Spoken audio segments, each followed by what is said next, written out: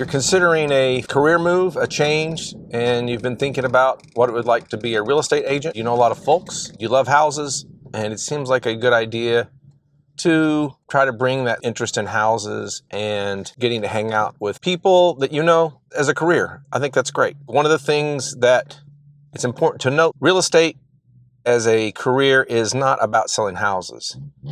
It is about finding prospects. The real job is actually networking and really building relationships with folks. I think some people have the idea that the job is you get your license and then the phone starts ringing or your brokerage will start connecting you with leads. Then all you're doing is sort of taking orders like a waiter in a restaurant. But staying with that analogy, which I think is a good one, you might think that the job is to take orders in the restaurant and you bring out the food, or in this case, the houses, show people houses, and then you take the order and you help complete the transaction. And there is an element to that is true.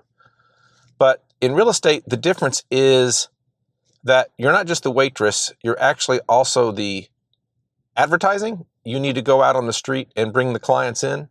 You've got to bring customers into the restaurant. That is a skill that is very different than taking orders. Real estate is not really a house selling industry necessarily first and foremost. It is a lead generation business, and it has a component which is selling houses, but it's not different than other sales-based careers such as insurance or car sales.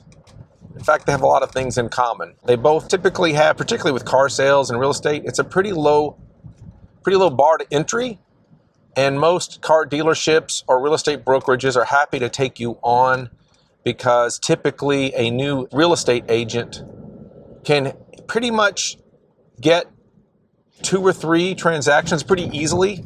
They have a family member or a friend that's liable to let them have a shot at doing a sale. And it's fine with the brokerage because they're making enough money off those 2 or 3 transactions to make it worth. Business card, they may provide you with the training, maybe a name tag, a shirt or hat, a little bit of swag. For them, it's not much of a gamble. They have very little investment and it may pay off. You could be very, very successful, and then it's to their advantage because they'll get a pretty good compensation as their cut of the money that you make.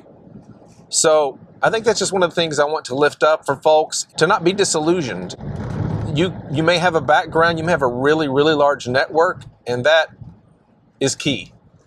At a certain level, you can sort of break it down to a numbers game. There's a certain percentage of homes that are going to sell in any given year. You know, one of the rules of thumb people will say is about anywhere between 7 and 10% of the market will turn over in sort of the average market. So that means if you know 100 people, between 7 and 10 of them will do a transaction in a given year. If you know 1,000 people, that's potentially the 70 to 100 transactions that are going to happen in a year. So there is some opportunity there, provided you're the agent they think of when the time comes.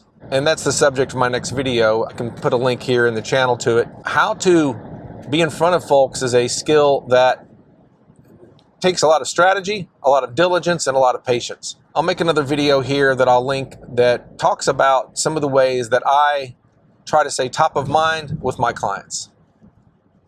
See you at the next video. Bye-bye.